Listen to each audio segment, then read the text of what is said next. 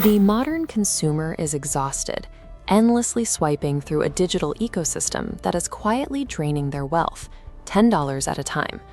2 decades ago, buying software or media meant absorbing a heavy upfront cost, like handing over $2,500 for a physical box of design programs. Today, that barrier to entry has vanished, replaced by seemingly cheap monthly access fees. This chart shows the mathematical reality of those access fees. The average household now spends over $200 a month on subscriptions, and over a multi-year timeline, this compound accumulation rapidly surpasses the cost of a traditional one-time purchase. We associate these fragmented automatic payments with convenience and savings. Meanwhile, the global subscription economy has reached a value of over $500 billion a year, a figure projected to more than quadruple by 2035. The sensation of cheap access is an engineered illusion. To understand how we lose so much money with so little resistance, we have to look at the moment the software industry realized it could simply rent us our tools. In May 2013, Adobe made a radical pricing decision. They killed the perpetual license for their industry-standard Creative Suite. Going forward, designers and photographers had to pay a $50 a month subscription for Creative Cloud. The backlash was immediate. Over 50,000 users signed a petition demanding Adobe bring back the software box they could actually own. But Adobe CEO Shantanu Narayan had run the numbers. Piracy was consuming roughly 60% of Photoshop's potential revenue.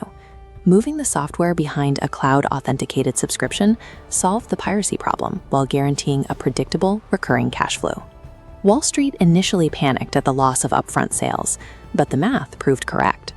By 2019, Adobe's subscriber base surpassed 22 million, and its stock price had risen more than 6-fold.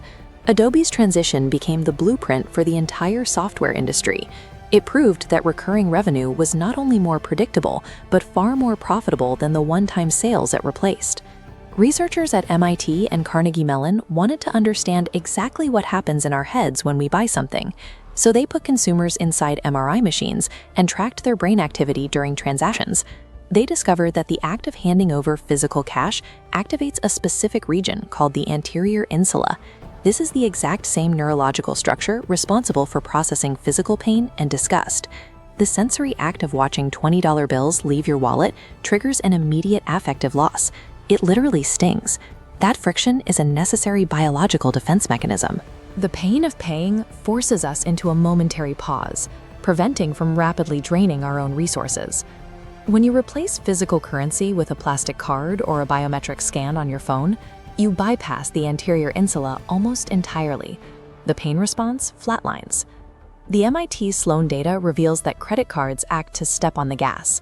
Without the sting of cash, digital payments sensitize the brain's dopamine networks, stimulating the thrill of acquisition. Behavioral economists call this payment decoupling. The immediate enjoyment of consuming a product is entirely separated from the financial cost of acquiring it. Automated subscriptions take decoupling to its absolute limit.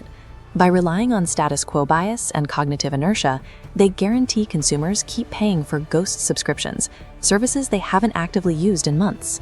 To maintain this revenue, companies deploy dark patterns. They engineer frictionless, one-click signups, then intentionally bury the cancellation process behind multi-layered menus or required customer service calls. The modern subscription model succeeds by moving the transaction out of our conscious awareness. It turns capital depletion into a background process, leaving us with no natural moment to stop. With the psychological brake line severed, this frictionless model has evolved into an even more aggressive sector, the buy now, pay later industry. Services like Klarna and Afterpay systematically exploit a cognitive bias known as the numerosity effect. When a $100 item is split into 4 payments, your brain anchors onto the smaller $25 figure, blinding you to the total cost. Retailers using these integrations artificially inflate average transaction sizes by 18 to 41. Consumers accumulate depreciating retail goods and a persistent trail of fragmented liabilities. By removing the pain of paying, these services have built a frictionless pipeline directly into systematic consumer debt. Now, the subscription model is breaking out of software and retail, invading the physical hardware we thought we already owned. BMW recently attempted to charge drivers an $18 monthly subscription fee just to unlock heated seats that were already physically installed at the factory. Toyota faced massive backlash for a similar move, attempting to lock the standard key fob remote start function behind an ongoing paywall. These tactics point to a structural shift in the economy, the transition from a society of owners to one defined by access-based usership. We are financially exhausted, convinced we are paying for convenience, but we are no longer buying real assets. We are renting our own lives back from the companies that now own everything. Classical capitalism, where independent businesses competed for your dollar, has been quietly dismantled. Corporate networks and digital platforms have effectively enclosed the free market. Political economists call this structure techno-feudalism. Instead of interacting with a competitive market, you are operating inside private digital fiefdoms. The primary engine driving this shift is the anything as a service, or XaaS model. The explicit corporate strategy here is to eliminate the personal ownership of physical assets.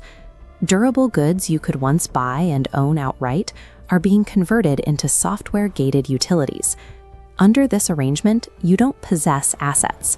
You are continuously renting access to the basic tools of your own life, paying an ongoing toll to a handful of corporate lords. This institutional incursion accelerated sharply after the 2008 subprime mortgage collapse. Large-scale financial entities used their access to low-cost capital to buy up distressed residential properties in massive bulk. Today, institutional investors control a staggering portion of the housing supply, owning up to 25% of the single-family rental market in major metropolitan areas like Atlanta, Jacksonville, and Charlotte. To maximize the yield on these massive property portfolios, landlords deploy algorithmic pricing software, most notably a program called RealPage's YieldStar. This diagram shows how the system operates. Competing property managers feed proprietary occupancy data into RealPage's central algorithm, which synchronizes rent hikes across the region. By sharing this sensitive data, prices remain artificially inflated. The algorithm restricts meaningful price reductions, functioning as an illegal cartel. Shelter is a basic human necessity with highly inelastic demand. When the market is algorithmically enclosed, a home ceases to be a personal asset and becomes a mechanism for inescapable wealth extraction. This enclosure extends well beyond housing and into the physical tools of production. Equipment manufacturers use software locks to actively prevent owners from repairing their own machinery. For years, farmers were forced to rely exclusively on authorized dealers for critical diagnostics and fixes, enduring service delays and high costs, until the Federal Trade Commission recently secured a settlement forcing these repair resources to be opened up. But a much larger acquisition is underway across the $3 trillion American agricultural sector. The average age of the U.S. farmer is nearly 58, meaning over 40% of the nation's arable land will transfer ownership over the next decade. The buyers absorbing this land are Wall Street pension funds, insurance conglomerates, and ultra-high net worth individuals like Bill Gates. To them, farmland is a premier asset class offering stable returns that perfectly hedge against inflation. By buying up the land and leasing it back to tenant operators, corporate landlords guarantee themselves steady yields, while a younger generation of aspiring farmers is entirely priced out of the market. Between tractor software locks and the financialization of the dirt itself, institutional capital is cementing total sovereignty over the supply chains required for human survival. There is a strategic response to this architecture of extraction. It requires stepping completely outside the boundaries of these controlled domestic markets. This approach is embodied by the sovereign expat, a location-independent individual who builds robust personal systems to preserve their autonomy. Unlike a transient digital nomad constantly chasing the next cheap destination, the sovereign expat focuses on long-term stability. They plant deep roots in a select few international locations. The core tactic is deliberate untethering. By removing yourself from a single nation's corporate and state matrix, you insulate your resources from their localized inflation and rent-seeking cartels. This defense rests on three pillars: acquiring global mobility through secondary passports, optimizing international tax treaties, and establishing strategic legal residencies. Success here relies on navigating the mechanics of international infrastructure. This involves building the specific legal and financial frameworks required to preserve individual choice. Diversifying income and housing across borders provides a structural buffer. It reduces exposure to localized digital cartels and the specific legal frameworks that allow institutional landlords to gatekeep basic survival. To secure true financial independence, you have to play the wealth game outside of heavily monitored and financialized domestic jurisdictions. That means acquiring invisible hard assets. These are tangible resources that hold intrinsic value entirely separate from proprietary digital ecosystems and algorithms. For the sovereign expat, the primary targets are international real estate and foreign agricultural land. This map visualizes geo-arbitrage. Domestic real estate requires massive capital to enter a monopolized market, but purchasing power scales significantly in emerging international hubs, avoiding Wall Street's premiums. Securing these resources requires compliance. Structuring legal foreign residencies protects these hard assets from external jurisdictional overreach. This strategy brings a deliberate integration into chosen global communities. It fosters participation as a resident, stepping away from the fleeting presence of a tourist. Techno-feudalism offers the illusion of convenience in exchange for total dependency. But true physical and financial autonomy provides something far more enduring: the quiet reality of owning your own life.